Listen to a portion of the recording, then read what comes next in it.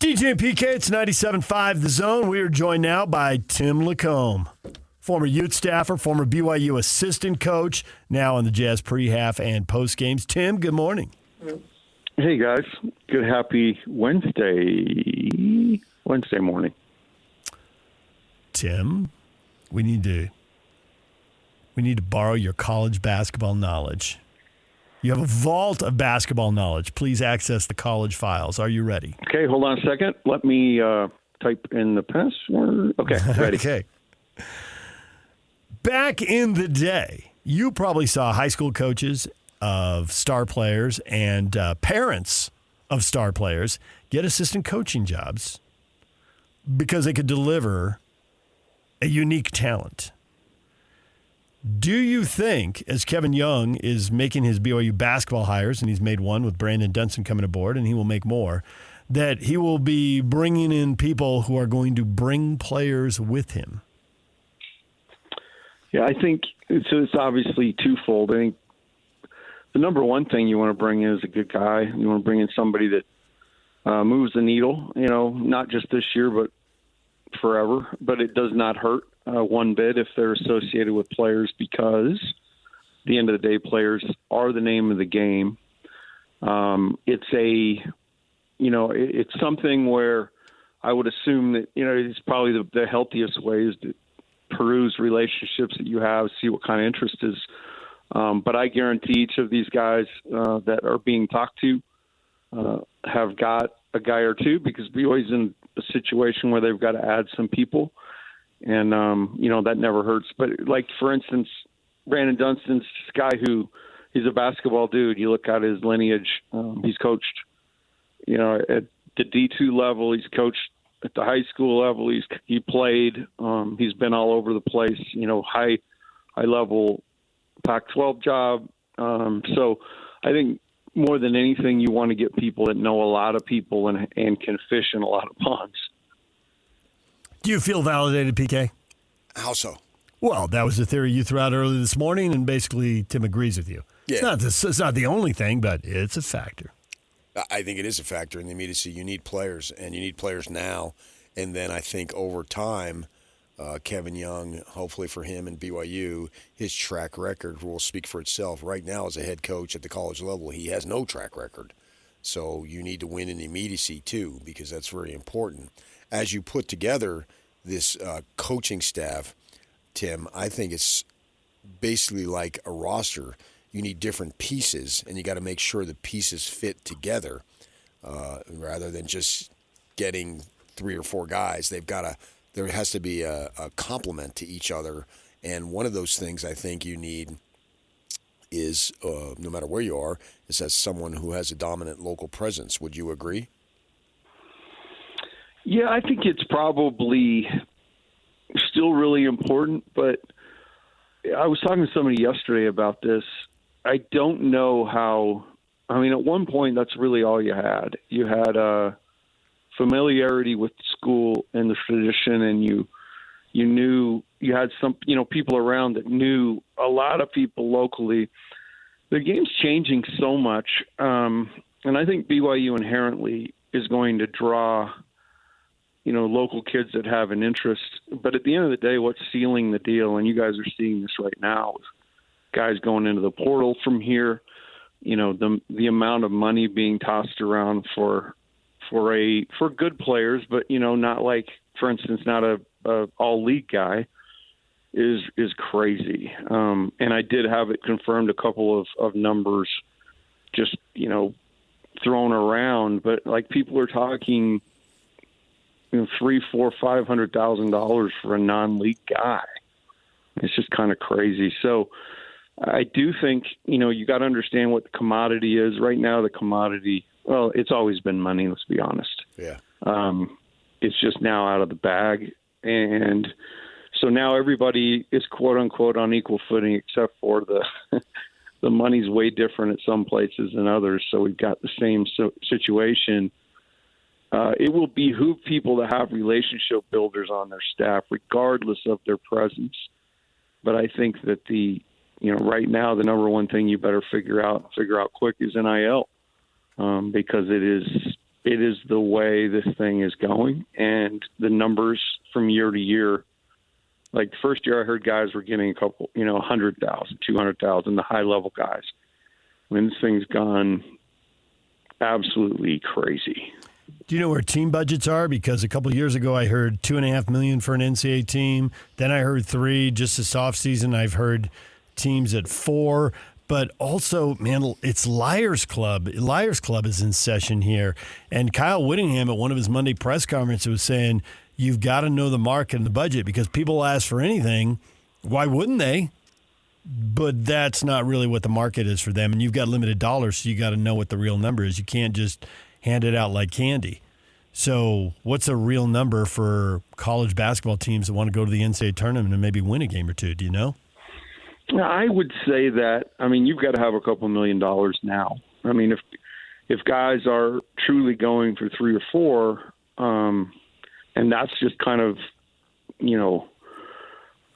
a number being tossed out for, again, a non-league guy, a non-all-league guy. If your higher level guys are going to get more than that, yeah, you need a couple $1 million. And again, it's wild that in a short period of time, this is what we're talking about with college. But if you rewind the tape to when this first went, I remember sitting on the back patio, and I can't remember what show I was on. I was talking to somebody, and I'm like, the amount of money that's going to be just tossed around and discarded year after year after year. And, ultimately now we've got this free transfer thing going. By they, I mean just a compilation, but I'm going to blame the NCAA because I hate them. The NCAA has created such a mess, and I just don't know how you put it back in the bag. I don't. But the bottom line is, if you want to compete now, you got to have money on the ready. And you said it best, DJ. The problem now is, agents are calling, just literally cold calling rosters, and they'll see a guy, 5th, 6th, 7th, 8th on the roster and ask what their situation is and tell them, hey, I can get you 100,000 more. And they don't have anything ready, but then they go cold call coaches. And this is the situation in the game we're in now. Okay, in that situation then, Tim, is the player expected to give some money to that go-between? 100%, yeah. 20% of it goes to the 20 slappy on the phone. 20. I have a phone. I have to take this phone call. PK and I are going to be real busy in the middle of the day. We still got to watch games at night. I know coaches. And I can cold call kids. Let's go. Hey, hold on a second. I'm getting a call. Because in the pro sports, there were all kinds of stories. We're old enough to remember when agents, and it was super shady, and then all of a sudden, agents have to register, and the percentage they can get is limited, and a lot of the crazy stories stop. And I forget what the number is, if it's 3% or whatever. It's not 20, and it's not 10. It's not 20 in college. That was a joke. It is minimal. Okay. No, it's minimal. It's minimal, but they do get. Just like the NBA, they get money. Right. And they should. They're working with a kid. A little light. It's on the staffing. If you're staffing, it's Furion. We'll get you in there 25, something like that. Yeah. Man, do you think the government or college somehow will intervene and make them certified in the manner of a professional? Because it was already sleazy with these summer hanger-oner dudes or off-season hanger-oner dudes. I'm just wondering, man, it's something that was already dirty and sleazy to begin with can really get nasty here. Yeah, there's a bunch of people jumping into the fray. I heard a story yesterday, and I'm not going to identify the place or the, I'm going to keep it fairly confidential other than the story itself. But basically a kid sitting on the roster, happy as can be, and a fan of the organization and newly made agent, approached one of the guys saying, "What are you getting, by the way?" "Well, we're getting this." "Oh man, you're getting screwed." And so opened up the door for this kid going in the transfer portal. So really, yeah, right now it's the Wild West, and everybody's got a badge, and you don't know, who's Andy and who's Barney. It's crazy. That's old school TV sitcom humor right there. Way to go. You got to stick with me, man. You just have to. I'm with you, Aunt B. How big an impact do you think Kozlowski? Hey, are you hungry? Can I make you?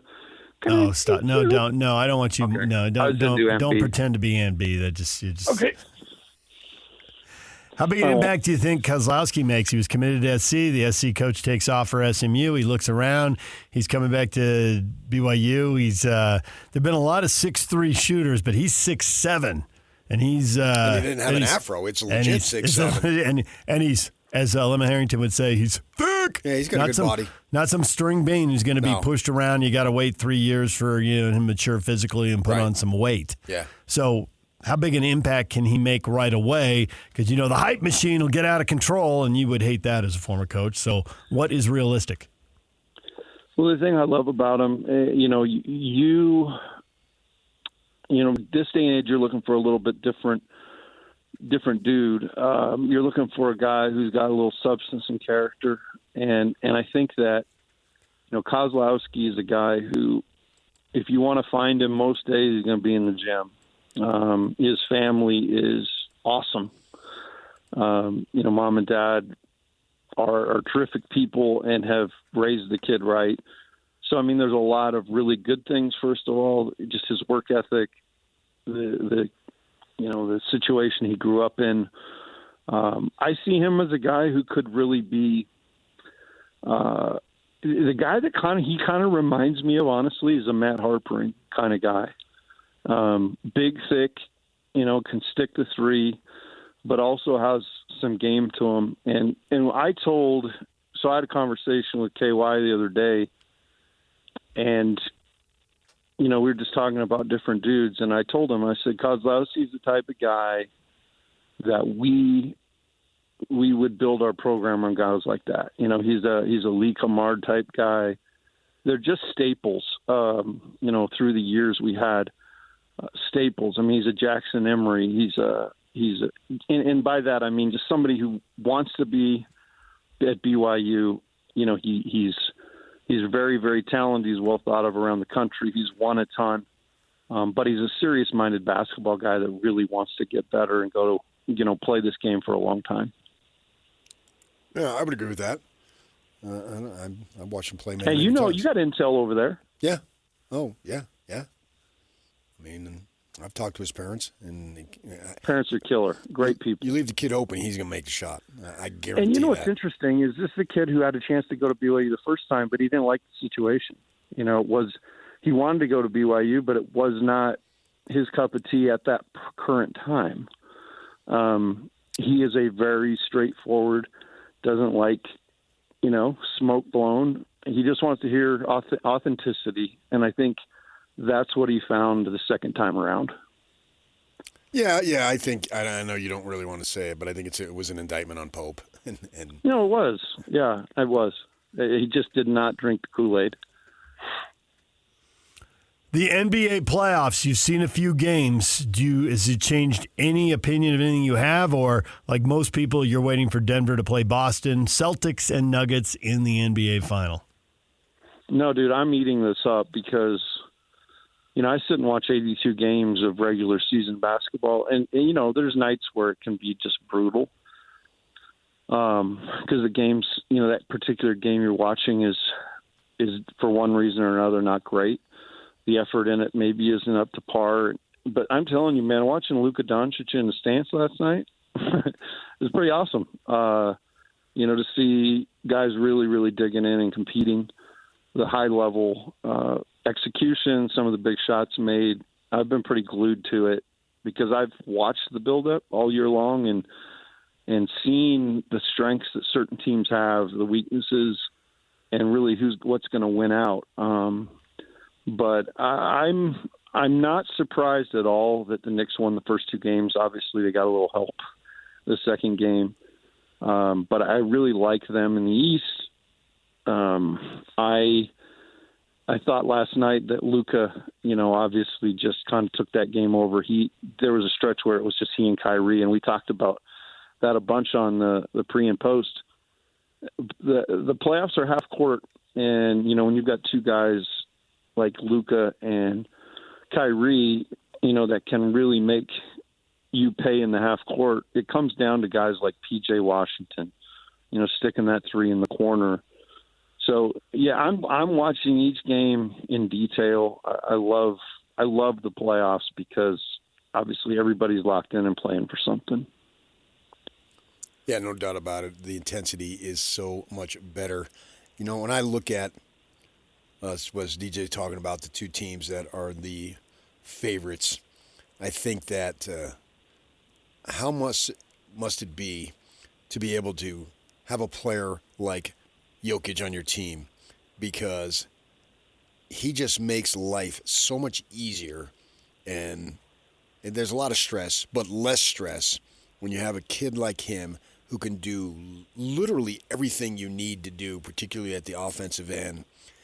Doesn't that just free up everybody? You take somebody like an Aaron Gordon, who's sort of just, I don't know, maybe not floundering, but you practically forgot he was in the NBA when he was over there with the Magic before. And now he's such a critical role player. And I think the reason for his effectiveness, he's got the athletic ability and they put him in the right spot. But I think everything, the wheel just with all the different spokes at the center of it is Jokic. And speak to how he makes everyone's life easier in the entire state of Colorado, not just the Nuggets. I'm talking about everybody up in Greeley. Their life is easier. Everybody in Fort Collins. Everybody all the way down to Grand Junction, their life is easier because of Nikola Jokic. I agree. He's my favorite guy to watch in the NBA, bar none. And, the thing that I really like in this age of, like, me, is just, his job. He can't wait to get out there and play all those minutes, get a win, and walk off that floor while his brother knocks somebody out in the stand. Yeah.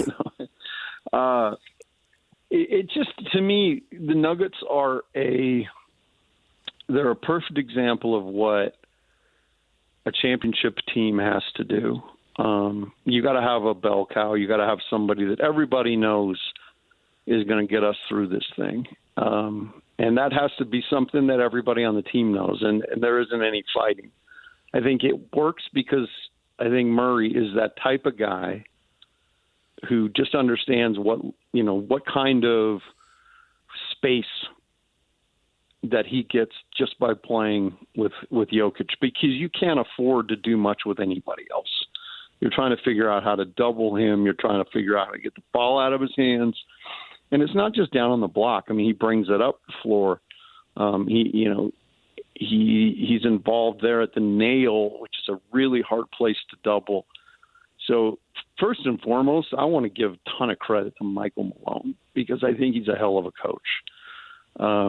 I think he has instilled a ton of confidence. I mean, you look at a player like Porter, right? And the Porter kid he was drafted real high. Michael Porter Jr., he was drafted really high. He was really well thought of, but injured in college at Missouri. And he came out in his first year, may have been one of the worst defensive players I've ever seen. I mean, just getting blown by. You couldn't have him out there. As good as he shot the ball, you couldn't have him out there. And Malone just dug into the dude and coached him up and coached him hard and was in his face, and Porter let it happen. And you watch that guy guard now. And so what I think, to your point, I think what Jokic has done is everybody understands what a joy he is to play with, and that they can, having the best player in the world, go on this run. But everybody else has got to buy in.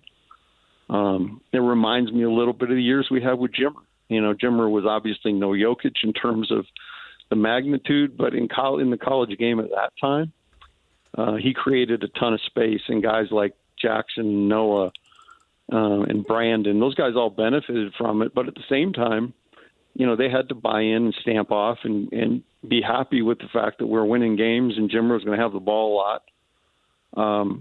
But those guys all played a vital role, and I think that that's what, in a very similar way, you're seeing. Jokic he's phenomenal, and he's getting better defensively. I mean, he's not a traffic cone like he was early on. Like, he's starting to get way better defensively, and they're my favorite team in the NBA to watch. I try not to miss a game. I love watching them. They're impossible to hate. Tim, we're going to leave it right there for now. We appreciate all the basketball knowledge. We will talk to you again next week. All right, guys. Have a good one. Thank you. Enjoy the playoffs. Tim LaComb there, talking college and professional basketball.